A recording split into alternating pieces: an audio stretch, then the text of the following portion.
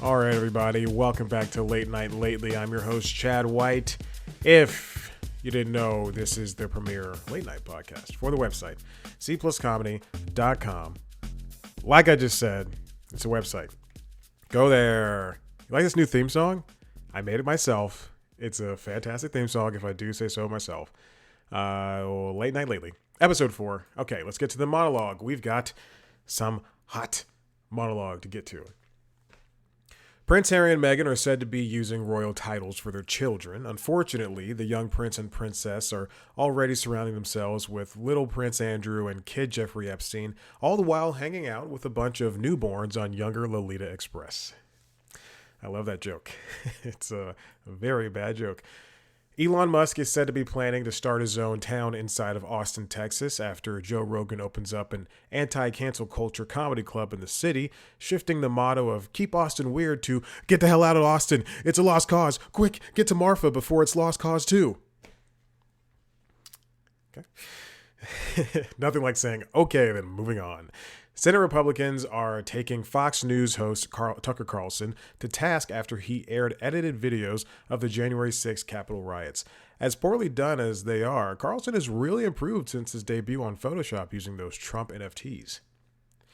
Fox News host Tucker Carlson continued to stay in the spotlight after it was revealed he sent texts to other Fox News hosts and Republican Party members regarding Trump's behavior, saying things like, quote, he hates him passionately, commenting how Fox was, quote, playing with fire, and questioning if executives understood, quote, how much credibility and trust the network lost with their audience. This prompts the question, did Tucker Carlson brown-nosed Trump so much that he popped out through the ex-president's mouth just to see the clear sunshine? And finally, a Texas woman who is just like a bunch of hamburgers, just like grease.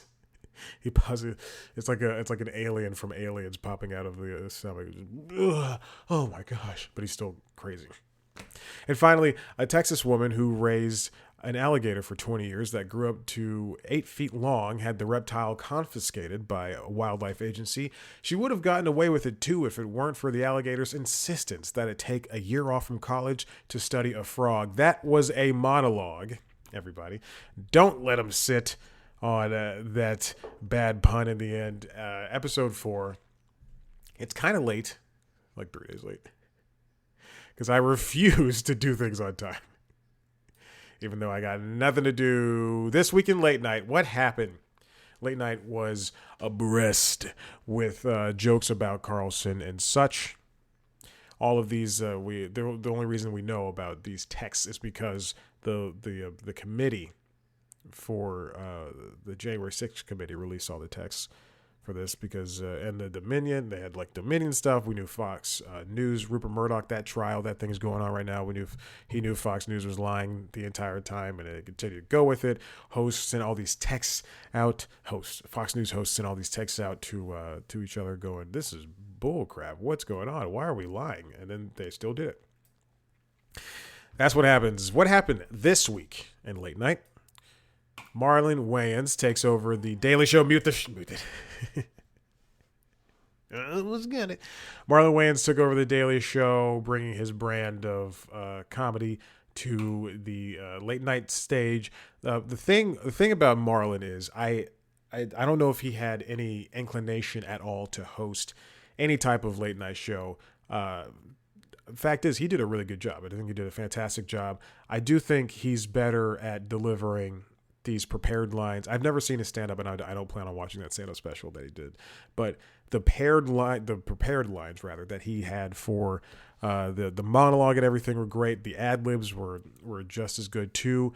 He can really play with the correspondence as well, and the audience was there for him. They were really enjoying him and everything. You could tell that he was reading off of a prompter, which is not really a negative in its own right, but that it worked for him. One of the issues, and I think this happens with any host, including Trevor Noah, that is going to be that takes over the mantle of the Daily Show, and that has hosted before, is that the two things that don't work outside of the audience are the pre-tapes. So in Marlon's instance, he did a reflection on his most memorable roles. And then the other thing that doesn't work is the man on the street stuff. That it didn't work with Sarah Silverman, and it didn't really work here when Marlon went to Harlem to talk about Oscar movies.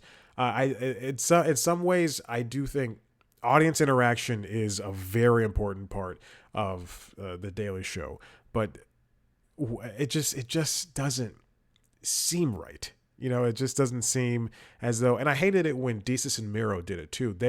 And then towards the end, they stopped doing it and they sent out 2 writers, I guess they were, to do their man on the street stuff.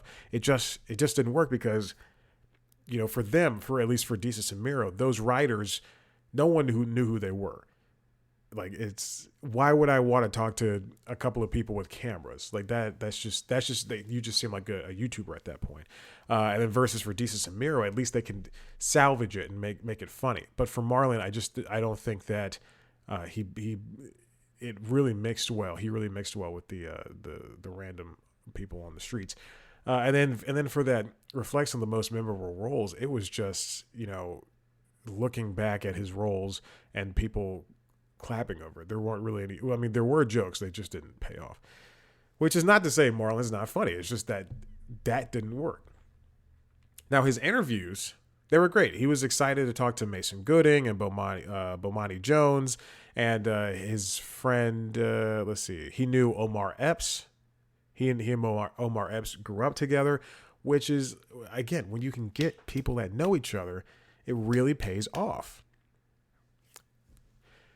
What else happened with Marlon Wayans? I mean, that's pretty much it. It was an uneventful week. He hit some of his monologues. He was acting very, very crazy, and at one point knocked over his chair. I thought that was pretty funny. Had to get one of the guys on stage to run over and pick up the chair. Very funny. All right, let's move on to Idris Elba popping up on The Late Show. You can tell it was a slow week. By me choosing these random interviews. But this is something I like. Idris is great. I think Idris is just, he's a great guest wherever he appears, and him talking to Colbert is fantastic. He took off his jacket. Everybody clapped and were like, "Ooh, look at that handsome man." He's such a great guest. He's very relaxed whenever Idris talks to any late night host. He's a very relaxed guy, and I think that shows whenever he's on stage talking to people. His skin looks amazing. I'll tell you that much. Looks fantastic. And this is just another textbook interview for Colbert. It's good. It's a good interview because it's a guy who knows this other guy, and boom, they could talk and really hold it well together. I mean, as for the rest of for this interview. Yeah. Anyway, I don't know why I didn't finish my sentence there. I don't know why I started it.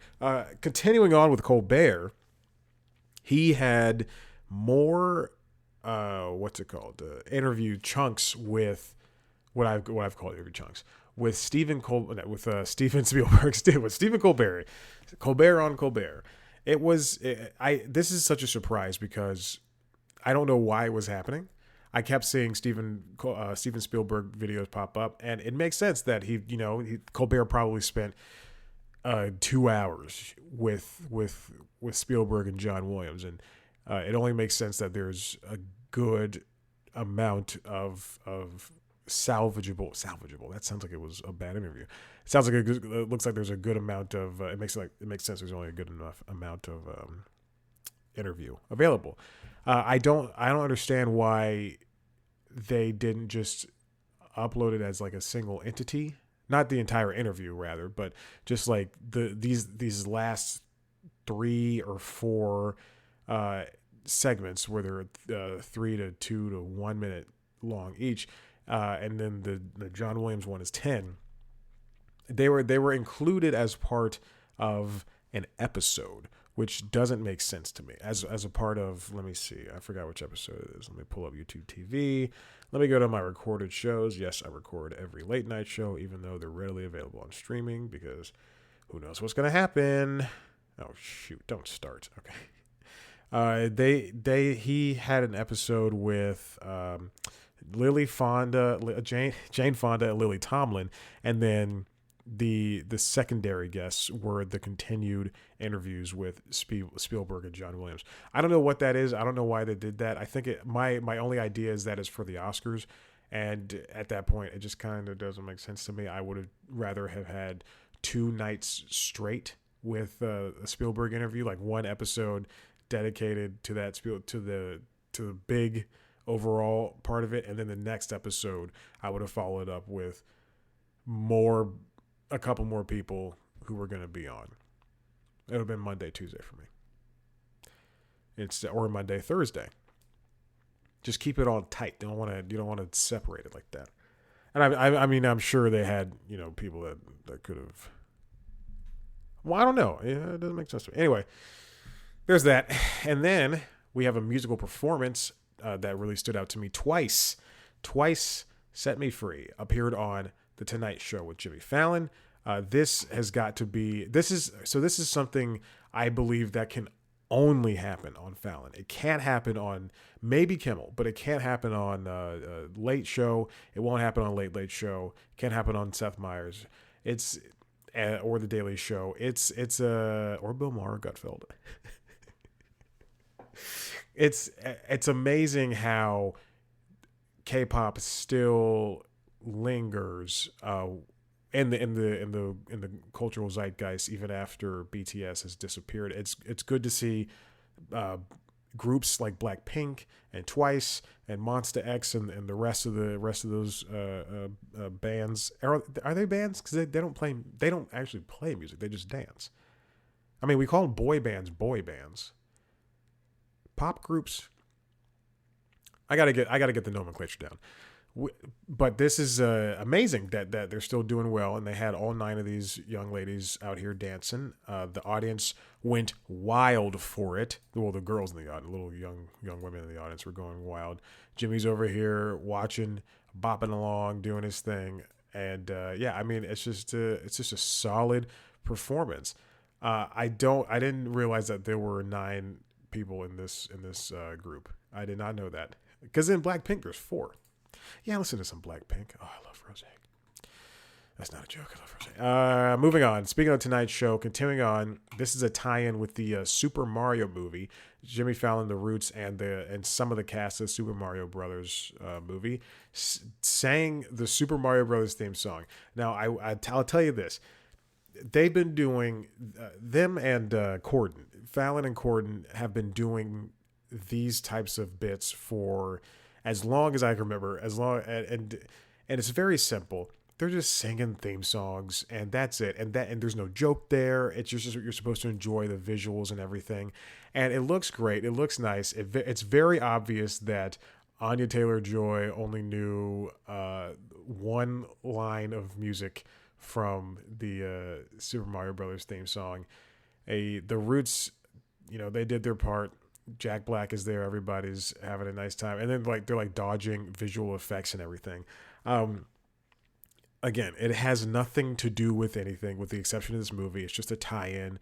And Shigeru Miyamoto was there, and the head of Illumination, which nobody would know.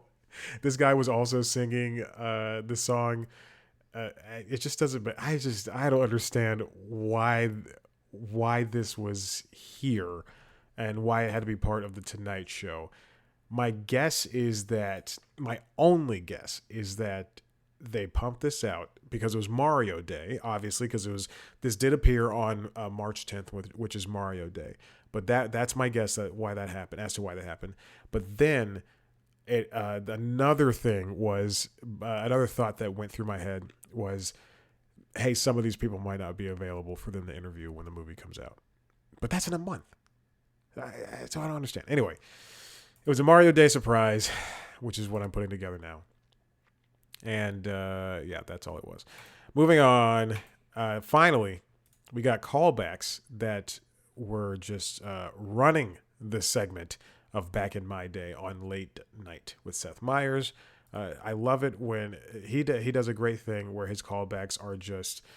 the writers are just calling back to very stupid, what you think would be one-off lines that really work in the favor of Seth Meyers in that show. And Typically back in my days, a very boring segment, but I really enjoyed that one. It's not very boring. It's just something that doesn't stand out that much. Okay. Let's get on to the topic, main topic. I just realized I was looking at the Bible for this show. I did write a show Bible for this. A show Bible, if you're not in the industry, is when you pitch a show to a network. It's like you write like a 8 to 10, sometimes 20, depending on how much lore is of the show, of a page of a Bible thing of the show, and it's typically for a TV show, but I did it for this show, Late Night Lately, and I saw the tagline, which is the late night show, and I've yet to use that consistently. So here we are, Late Night Lately, the late night show. Topic. I'm pretty sure I peaked. Also, my allergies are killing me. This pollen. This pollen. Jimmy Kimmel was off for the week, and it makes sense because they were prepping. He and his team were prepping for the Oscars. It was the Disney Oscars. ABC had the Oscars. I'll get to that in the Constitutionals, which was not done on Friday as well. But ABC had the Oscars, and besides the very crappy tie-ins that they had, it was fine, and the exception of Kimmel's just incessant jokes about Will Smith and the slap. Like, Jesus, man. Do we have to continue doing that? Also, we went 3 years without a host for the Oscars. 2019, 2020, 2021. Huh. Just realized that. I thought it was 2 years. And during the pandemic, the 2019 one was the high. Oh, no. Oh, these numbers have really dropped. All right, I'm on the topic is how many late night hosts have hosted the Oscars? Or not just late night hosts. How many TV hosts in general? And I don't know the number, and I tried to find it, and I got it. I stopped counting. It just became too much. But let's look at the type of people I've hosted. So I'm looking at the Gold Derby website, goldderby.com, Oscar hosts, performers who have hosted the Academy Awards. And then as well as the Wikipedia page, list of Academy Award ceremonies. And that has a section with the hosts. So late night hosts include, as of recent memory, have been, or TV hosts in general, Jimmy Kimmel, Chris Rock, Ellen DeGeneres. Remember when Seth MacFarlane hosted? I do. And then on this website, they also talked about how he did a song called "We Saw Your Boobs," and I remember that distinctly, and that was not funny. Billy Crystal hosted for all those years, obviously. Jon Stewart also hosted in 2008 and 2006, which I was not paying attention to, so I don't know. Whoopi Goldberg hosted all throughout the 90s, every couple of years, as well as 2002, and Letterman hosted once in 95. Did Chevy Chase have a late night show? Jack Lemmon hosted, Carson hosted, Bob Hope hosted. Bob Hope hosted so much, which is crazy. I feel like I'm missing somebody. I haven't finished the article. To think that Carson hosted from 79 to 82. That's very crazy. And then he didn't do it for 83, but he popped back in for 84. I wonder how those were. I wonder how his monologues and everything were. If I was the Academy, I would upload the monologues and like cool speeches up to their YouTube channel year round. Not just worry about the ones that are on hand, just like a Oscars throwback or Oscars look back or some bull crap that people like to do. It seems to me that, I'm looking at the Wikipedia page now, it seems to me that Billy Crystal is the palate cleanser. Like he hosted in 97 and 98, then Whoopi hosted in 99, and then Billy Crystal again, and then Steve Martin, Whoopi, Steve Martin again, Billy Crystal, Chris Rock in 2005, Stewart in 2006, and then Ellen in 2007. And then again, like this proves my point that Billy Crystal is a palate cleanser. James Franco and Anne Hathaway hosted in 2011, and then Billy Crystal came back. It's kind of like, hey, we're going to reset. We're going to reset. Kimmel hosted when Moonlight won for Best Movie, which was not my choice. Not my choice of Best Movie. La La Land is the better movie. It's the movie I've seen 100 times. Moonlight, I've seen 1.5 times. Shape of Water, Green Book. Remember when Green Book won? Remember that guy from Green Book died? He died a couple of months ago. If not a couple of months ago, a couple of weeks ago. Which I do feel bad about. He was my best friend.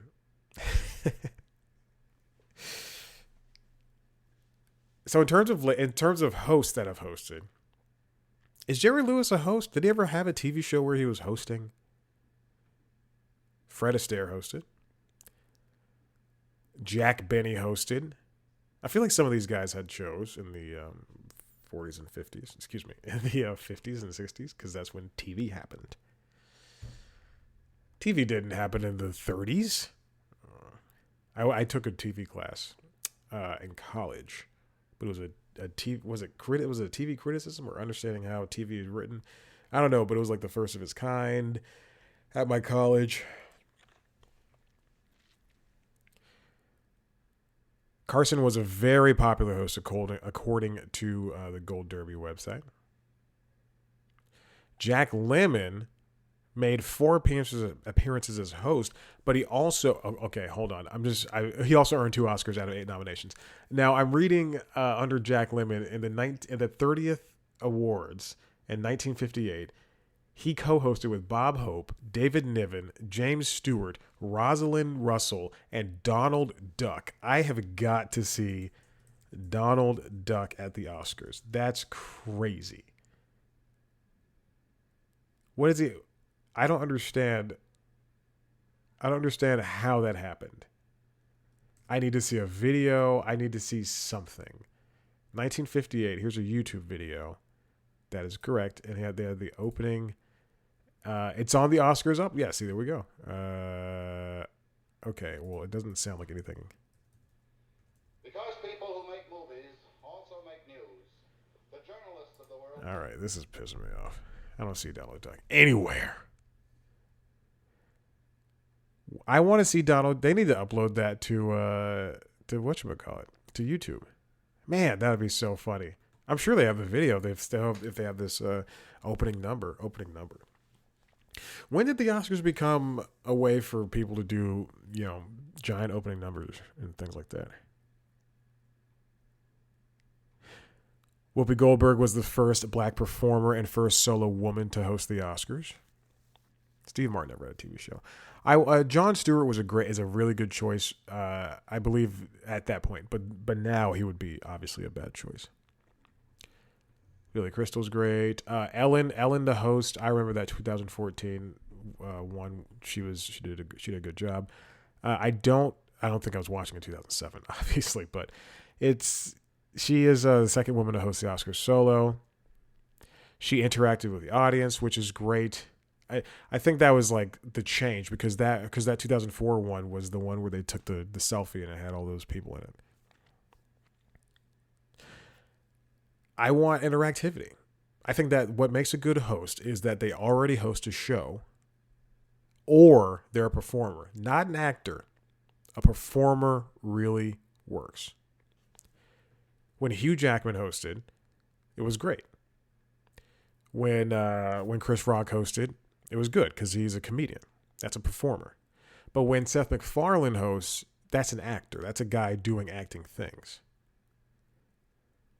I'm not considering Billy Crystal under that canon because he's a comedian on top of being a performer and actor, excuse me. But when you get actors to host, it just doesn't come out as good. Like Steve Martin, Alec Baldwin. But Steve is a performer. I mean, he does, play that banjo. I think Hugh Jackman did a good job. Because he came from the Tony world. He came from the Tony world. And it was way too many hosts with Schumer, Wanda, and Regina. It should have been Wanda and Regina. Nah, Schumer's funny, just not to host the Oscars.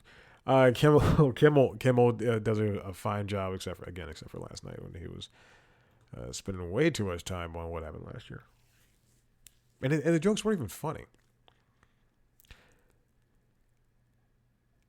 Anywho, I think again, TV show host, Tony Award-winning actors. Those are the people that can host the Academy Awards really well and do it with grace. Hey, that's the end of this episode. Look, if you like what you heard here, I don't know why you would. Head to YouTube. Go to cpluscomedy.com where there are other podcasts like, what is this show called? The Constitutionals Podcast, which is our premier podcast where I talk about entertainment business news, as well as LinkedIn Logs, where I try to become the LinkedIn influencer and now the only fan. There's a little a side story, a little B story going on there. Just go ahead, go over there. You'll figure it out. You'll hear it. I don't know if this episode is uploaded before that. LinkedIn Logs of Constitutionals. If you want to see a video version of all three podcasts, head to youtube.com/C+comedy, where you can also see News Time, which is our premier entertainment business news show. It's like the Daily Show, except way less funny. I take one story and I am doing